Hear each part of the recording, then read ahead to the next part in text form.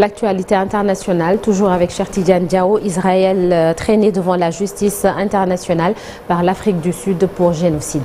Audience inédite sur le NAT, c'est jeudi et vendredi 11 et 12 janvier donc devant la Cour internationale de justice de la Haye aux Pays-Bas. L'Afrique du Sud a saisi donc le mois dernier cette cour, organe judiciaire donc des Nations Unies, pour lui demander de statuer sur d'éventuels actes de génocide dans la bande de Gaza. C'est une procédure donc en plusieurs étapes qui s'ouvre donc ce jeudi et des Palestiniens portant des drapeaux de la nation arc-en-ciel et des banderoles écrites en Xhosa sur la place Nelson Mandela à Ramallah sous la statue de l'ancien président d'Afrique du Sud, donc pour saluer la plainte déposée par Pretoria contre Israël donc devant la Cour internationale de justice. C'est l'une donc des images fortes de la journée d'hier. Après 3 mois de guerre suite à l'attaque du 7 octobre et plus de 23 000 morts dans l'enclave assiégée selon le ministère de la Santé du Hamas. La Cour de justice donc à ne pas confondre avec la Cour pénale internationale s'apprête donc ce jeudi au lendemain donc de la manifestation à se pencher sur la plainte déposée par l'Afrique du Sud.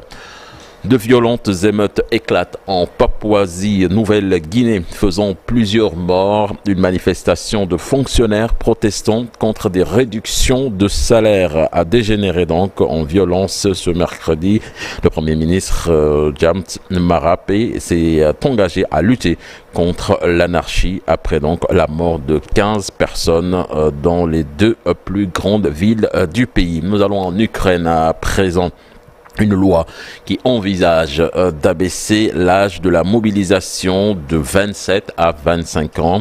Les règles donc de mobilisation devraient changer en projet de loi qui prévoit notamment l'abaissement de l'âge de la conscription de 27 à 25 ans. Donc devrait être examiné aujourd'hui même, ce jeudi, par le Parlement, près de 2 ans donc après le début de l'invasion russe. Il s'agit donc pour les Ukrainiens de compenser les lourdes pertes humaines sur le terrain. Aux États-Unis, le candidat anti-Trump Chris Christie jette l'éponge pour les primaires républicaines. L'ancien gouverneur du New Jersey, donc principal critique de Donald Trump, a retiré ce mercredi sa candidature à l'investiture républicaine de l'élection présidentielle de 2024 après avoir échoué à donner un élan à sa campagne. Son retrait intervient 5 jours devant les caucus de l'Iowa.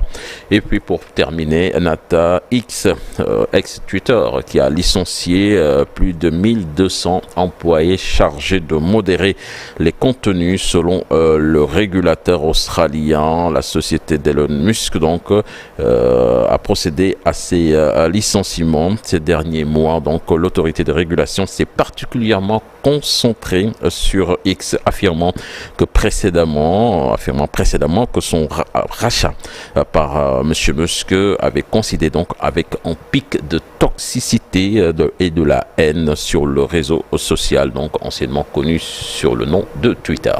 Merci, Cheikh Tidiane Diao. À tout à l'heure pour le journal international en Wolof.